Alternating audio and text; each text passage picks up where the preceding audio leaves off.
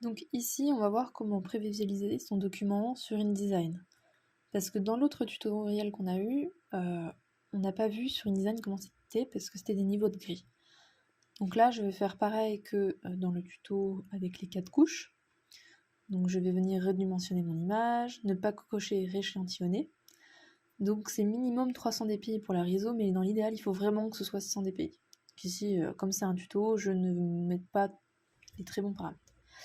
Donc je redivise en multicouches, je viens re-rentrer mes encres. Donc, le blue, vous pouvez passer cette partie si vous l'avez déjà vu dans l'autre tutoriel. Donc qui était 4 couches, comment faire. Donc là c'est pareil, je remplis pink pour le magenta. Red, bon j'ai changé, j'ai mis red. Bon, ça marche aussi avec pink. Donc je rentre la valeur hexadécimale. Pareil pour le jaune que je viens mettre en yellow. Hop, yellow.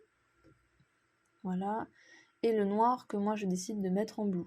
Mais libre à vous de tester d'autres couleurs. Mais le but c'est que y ait quand même pour la 4e couche qu'elle soit identique à l'une des autres 3 couches en fait. Donc voilà, une fois c'est, je vais venir séparer mes couches. Tac. Je choisis mon blue, je recopie mon blue dans l'autre blue. Je mets le calque en produit. Je vérifie vite fait l'opacité. Bon, même pas. Si peut-être, oui, voilà, l'opacité. Hop.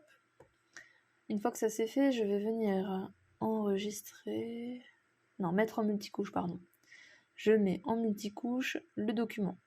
Comme ça, je peux retoucher ma couche, que là je mets en blue. Donc, ça va être pareil pour les autres formats, les autres documents.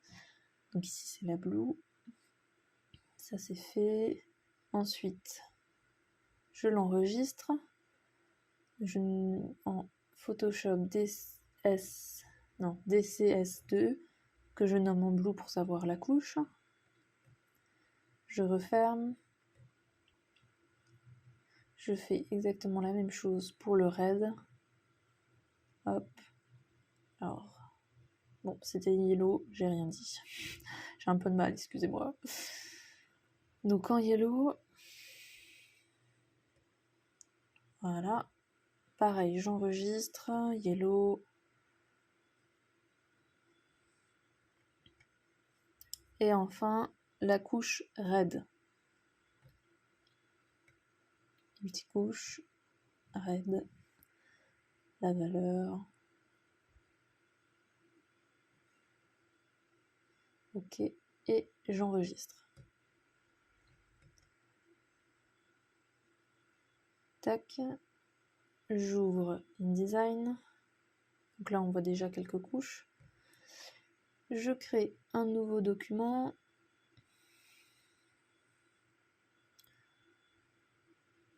Donc je ne regarde pas les paramètres, mais c'est 310 mm par 1. C'est les mêmes que dans le premier tuto, préparer son fichier RISO. J'importe mes 3 couches. Voilà.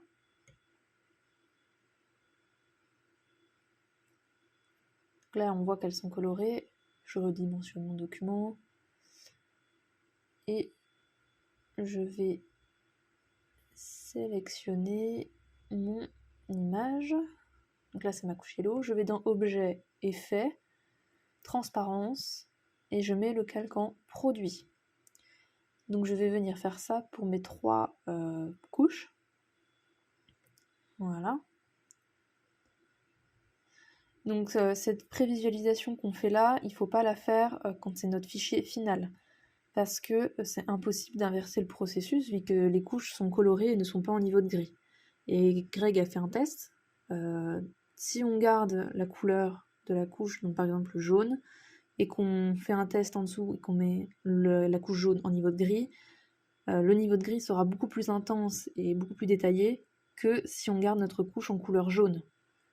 Donc faire attention et bien mettre toutes nos couches en niveau de gris. Donc ici j'ai fait un aperçu des séparations pour voir ce que va rendre mon document. Donc pour ça, il faut aller dans fenêtre, sortie, aperçu des séparations. Et voilà, on a